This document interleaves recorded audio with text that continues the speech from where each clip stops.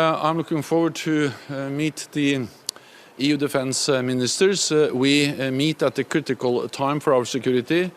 Russia's war of aggression grinds on against Ukraine, and over the last weeks and months we have seen fierce fighting in and around Bakhmut, and what we see is that Russia is throwing in more troops, more forces, and what Russia lacks in quality, they try to make up in quantity. They have suffered big losses, but at the same time we can not rule out that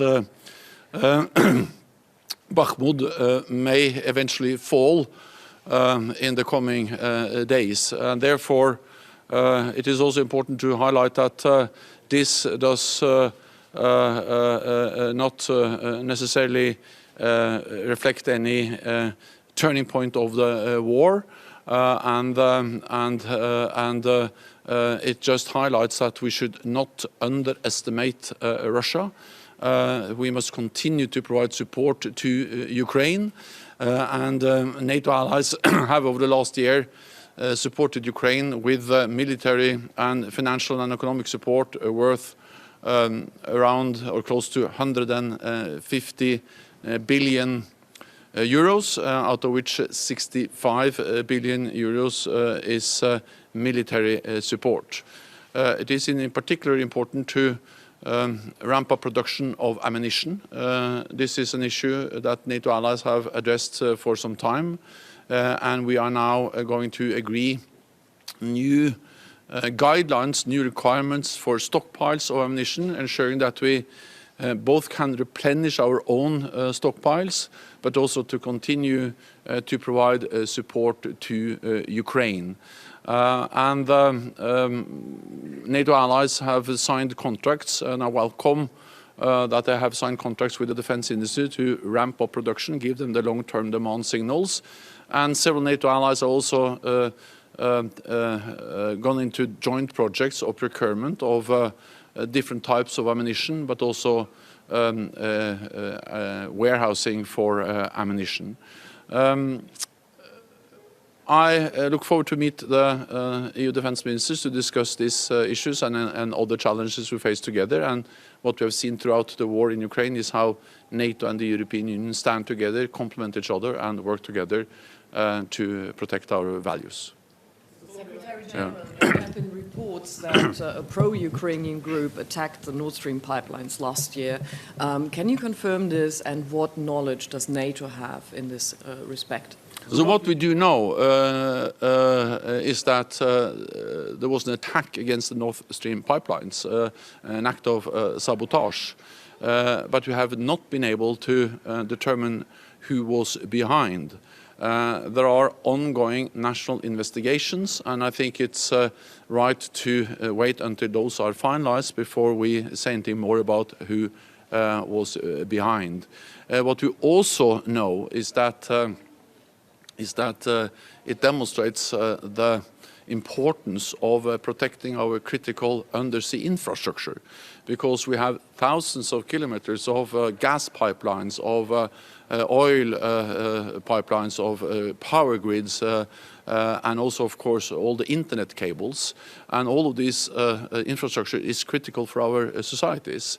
NATO has addressed this for many years, but after the attacks against the Nord Stream pipelines, we have stepped up. We have established a cell at the NATO headquarters to coordinate efforts among NATO allies, to share more information, to work with the private sector that often owns this infrastructure, and to do more to minimize the risk and increase the protection of critical undersea infrastructure. There's also been talk it may have been a false flag operation. Coming back to this, Mr. Stoltenberg, you yourself have repeatedly warned that Ukraine is running out of ammunition. Are you satisfied with the pace of EU countries and NATO countries in ramping up production capacities? This is now a war of attrition, which is a battle of logistics. This is about, getting the supplies, the ammunition, the fuel to the front lines, to the soldiers. And this was clear already last fall, and that's the reason why NATO stepped up its efforts on working with the industry and ramping up production, and also why we started the work of developing new requirements for stockpiles as part of the NATO defense planning process, our capability targets.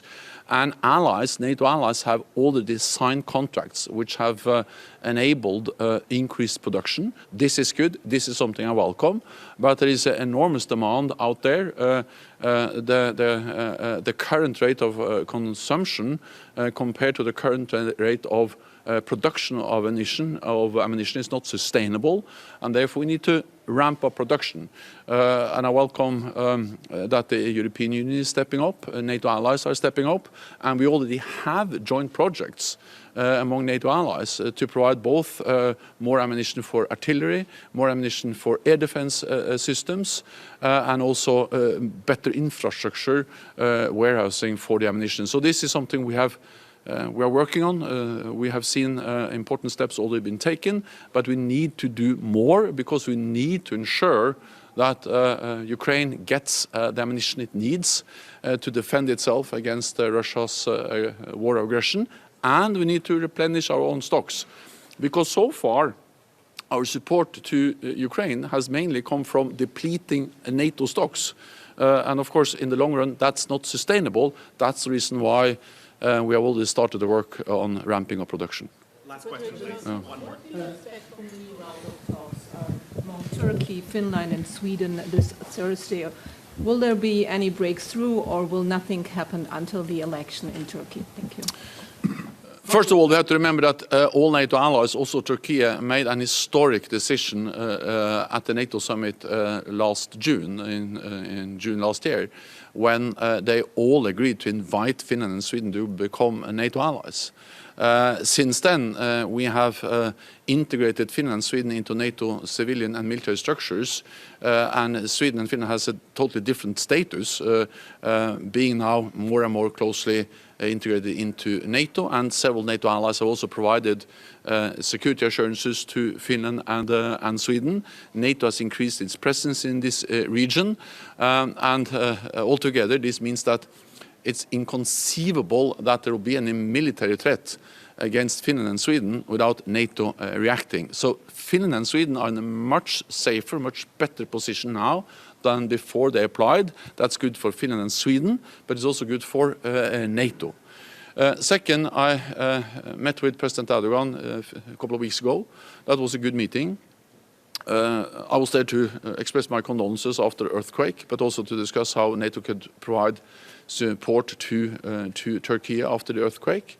But we also discussed the way forward on membership. And we are making progress.